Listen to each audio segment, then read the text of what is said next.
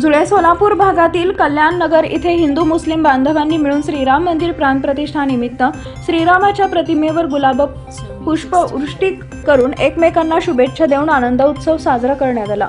सोलापुरातील काही लोकांना असं वाटत होतं की सोलापुरात काहीतरी अनुचित प्रकार घडेल अशी अफवा होती, परंतु गंगा जमुनाची तहजीब अजून जिवंत आहे हे सोलापुरातील हिंदू आणि मुस्लिम बांधवांनी दाखवून दिलं। कल्याण नगर येथे श्रीरामाच्या प्रतिमेचे समाजसेवक विश्वनाथ शेगावकर यांच्या हस्ते पुष्पहार अर्पण करण्यात आले। यावेळी मुस्लिम समाजाच्या वतीने श्रीरामाच्या प्रतिमेवर गुलाब पुष्पवृष्टी करण्यात आली। मुस्लिम बांधवांनी हिंदू बांधवांना गुलाब पुष्प देऊन श्रीराम मंदिर प्रतिष्ठापनेच्या शुभेच्छा दिल्या। प्रभू श्रीराम हे कुटुंब असलेले होते, ते आदर्श पुत्र होते, आदर्श बंधू होते, आदर्श मित्रता जोपासणारे एक वचनी राजा होते। त्यांच्या राम राज्यामध्ये सर्व जाती धर्माची प्रजा सुखी समाधानी होती। त्यामुळे आज संभाजी ब्रिगेडच्या वतीने हिंदू मुस्लिम एकत्र येऊन हम सब एक है व जय सियाराम अशा घोषणा दिल्या। या कार्यक्रमाचा उद्देश एकच होता की हिंदू मुस्लिम समाजामध्ये जातीय सलोखा निर्माण व्हावा, भाईचारा निर्माण व्हावा, समाजामध्ये शांतता एकी राहावी म्हणून या कार्यक्रमाचे आयोजन करण्यात आले होते।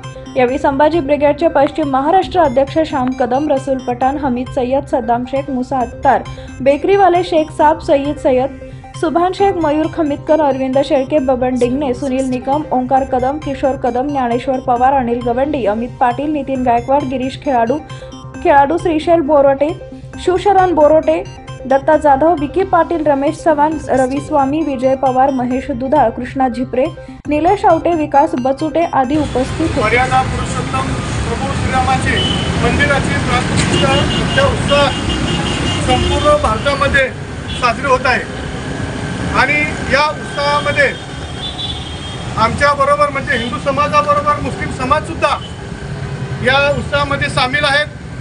जिथं राम आहे तिथं रहीम आहे। देशाची अखंडता, शांतता, ऐक्य निर्माण व्हावं म्हणून आज मुस्लिम समाज या ठिकाणी मोठ्या प्रमाणात या राम मंदिराच्या प्राणप्रतिष्ठा उत्सवाप्रसंगी सामील झालेला आहे। याच्यातून एकच उद्देश आहे की आपली देशाची एकता, अखंडता अशीच निर्माण राहावी।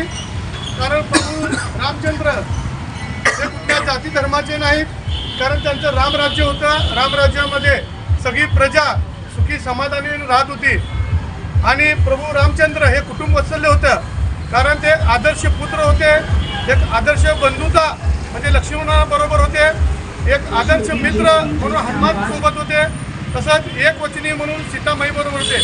अशा या कुटुंब वत्सल्य श्रीरामाची या ठिकाणी आम्ही सर्व हिंदू मुस्लिम समाज या ठिकाणी पूजा करतो।